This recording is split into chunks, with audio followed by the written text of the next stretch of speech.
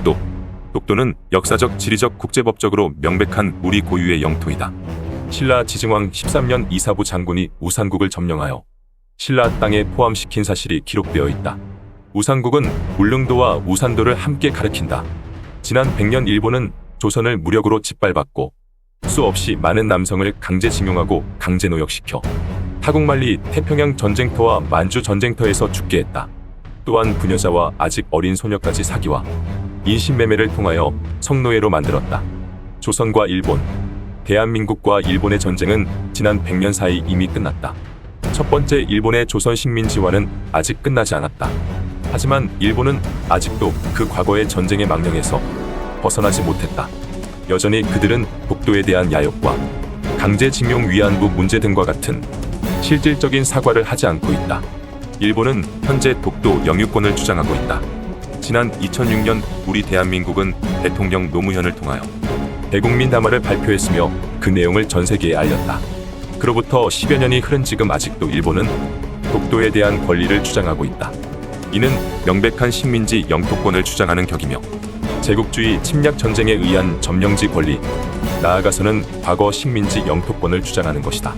일본은 지난 2022년 10월 8일 대한민국 영해 독도 근해에서 일본의 자위대를 독도 근해에 들이게 되었다.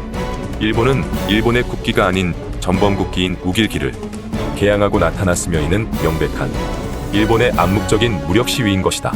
세 번째, 대한민국 심장에 우길기가 휘날릴 수도 있다. 심각한 기류가 휘날리고 있다.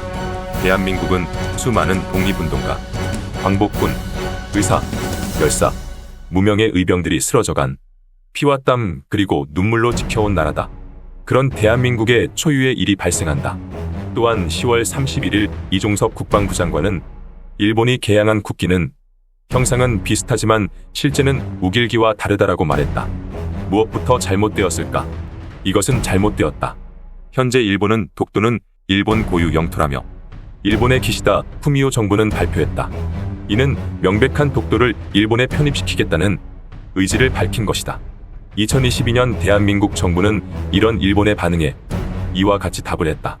역사적, 지리적, 국제법적으로 명백한 우리 고유의 영토인 독도에 대한 부당한 영유권 주장을 담은데 강력히 항의한다.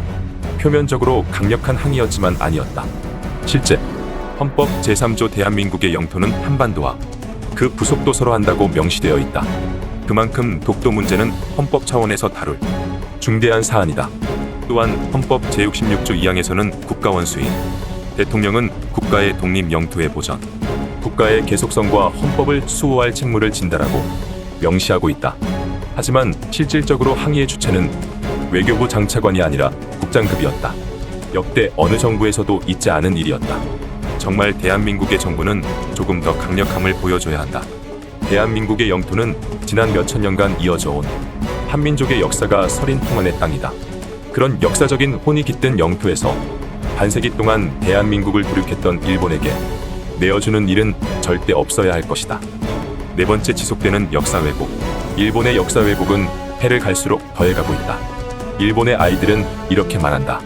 독도는 일본 땅인 것 같아요. 독도는 일본 땅. 모든 아이들은 이렇게 말하고 있다. 그들은 이미 역사 왜곡 속에서 대한민국과 소리 없는 전쟁을 하고 있는 것이다.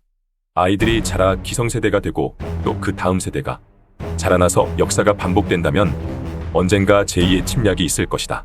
대한민국은 주시하고 대비해야 한다. 다섯 번째, 이미 일본은 소리 없는 전쟁을 대한민국에 선포하고 있다. 그것을 우리는 심각하게 받아들이지 않고 있다. 2023년 현재 유튜브는 정보의 세상이다. 일본의 유튜브에는 연일 대한민국의 정치와 역사 왜곡에 관한 논평이 매일 몇십 몇백의 글이 되어 올라오고 있다. 그들은 하나같이 말한다.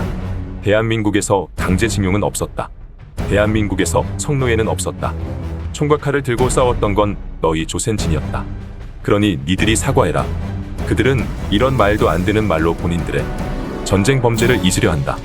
조선이라는 나라, 대한제국이라는 나라, 우리 대한민국의 지난 반세기를 부정하고 여전히 칼과 총이 아닌 이제는 글로써 도륙하고 있는 것이다. 독립과 광복은 나 혼자 할 수 없다. 모두가 일어나서 하나로 뭉칠 때에 우리는 비로소 일어날 수 있다. 여기 윤봉길 의사의 말을 인용한다.